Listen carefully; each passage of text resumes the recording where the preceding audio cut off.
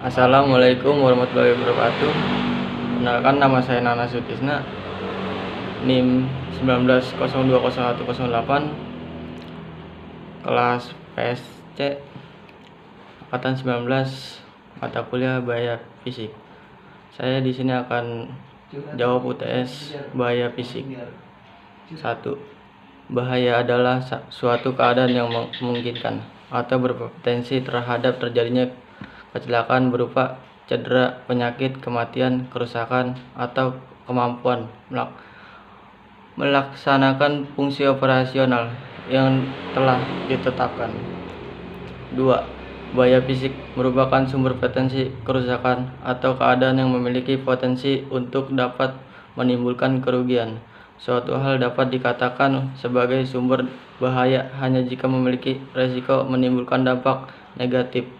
Bahaya fisik merupakan seluruh unsur, faktor, situasi, atau keadaan yang berasal dari fisik suatu objek yang mampu memicu munculnya kecelakaan kerja atau penyakit.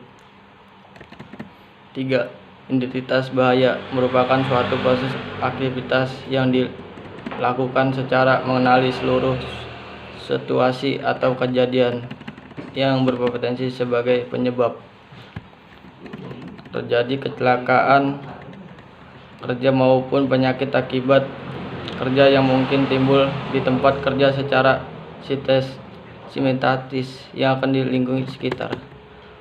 Penilaian risiko adalah proses penilaian suatu risiko dengan membandingkan tingkat atau kriteria risiko yang telah ditetapkan untuk menentukan probabilitas mengendalikan bahaya yang sudah diidentifikasi. 4. Hierarki mengendalikan bahaya pada dasar berarti prioritas dalam pemilihan dan pelaksanaan mengendalikan yang berhubungan dengan bahaya. K3. Ada beberapa kelompok kontrol yang dapat dibentuk untuk menghilangkan atau merugi bahaya. K3. Yakini diantaranya: 1. Eliminasi. 2. Substitusi. 3. Kontrol teknik atau perancang. 4. Kontrol administratif. 5. Alat pelindung diri. 5. Kelelahan mata ditandai iritasi pada mata, penglihatan ganda, daya akomodasi menurun, sakit kepala, ketajaman melihat menurun, kepekaan kontras, dan kecepatan resepsi menurun. Kelelahan syarat ditandai gerakan yang lamban, gangguan pada fungsi motorik dan fisiologis. Kesilauan, cahaya tidak diinginkan yang berada dalam jangkauan penglihatan yang menyebabkan ketidaknyamanan, mengganggu kelelahan mata, mengganggu melihat. Terdapat 3 jenis kesilauan yang mengakibatkan,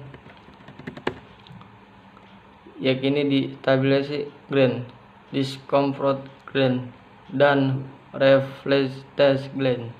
Masalah kesehatan lainnya seperti kelelahan kerja, fatigue, stres, kelelahan mental, sakit kepala, menurun daya konsentrasi, dan kecepatan berpikir, meningkat risiko kecelakaan kerja. 6. 1. Manfaat sinar matahari dan pantulan melalui pengaturan jendela dan atap transparan. Cahaya yang dipantul permukaan langit, dinding, dan lantai, tata ruang, dan konstruksi. 2. Menghindari kesilauan, mengurangi pantulan cahaya yang menyilaukan baik secara langsung dan tidak langsung. 3. Menggunakan latar belakang yang baik. 4. Memperbaiki arah pencahayaan. 5. Menghindari bayangan. 6. Melihat sistem percahayaan secara teratur. 7. 1. Mengakibatkan sakit kepala. 2. Gangguan sehat. 3. Ketidaknyamanan bekerja. 4. Mengurangi aktivitas kerja. 5. Hispokia, takikardia. 8. Faktor fisiologi. Faktor fisiologi adalah faktor kerja yang mengaruhi aktivitas kerja dilaksanakan oleh dasar personal di tempat kerja. Peran yang dan tanggung jawab terhadap pekerjaan faktor iklim. Dalam Menengkar Nomor 5 Tahun 2018 Pasal 9 diatur mengenai standar iklim kerja. Tekanan dingin adalah pengeluaran panas akibat panjang terus-menerus terhadap dingin yang mempengaruhi kemampuan tubuh untuk menghasilkan panas sehingga mengakibatkan hipotermia. Suhu tubuh di bawah 36 Celcius. 9. Review and analisis kegiatan kerja. Beban kerja, suhu kerja, kelembapan kerja, pakaian kerja, peralatan kerja, eliminasi atau tidak mungkin dihilangkan. Substitusi tidak mungkin dihilangkan. Reaksi Housekeeping memang humidifier untuk menjaga kelembapan udara, karena semakin tinggi kelembapan udara maka semakin rendah tekanan udaranya. Memasang pendingin atau penghangat ruang agar suhunya tetap terjaga. Mengontrol paparan sinar matahari di suatu tempat. Administrasi, pelatihan, penyediaan shop, penerbitan informasi K3 dan lain-lainnya. PPE, menggunakan pakaian yang nyaman dapat mudah menyerap keringat. 10.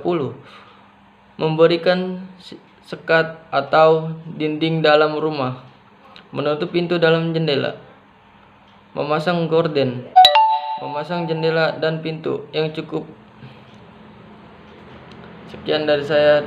Wassalamualaikum warahmatullahi wabarakatuh.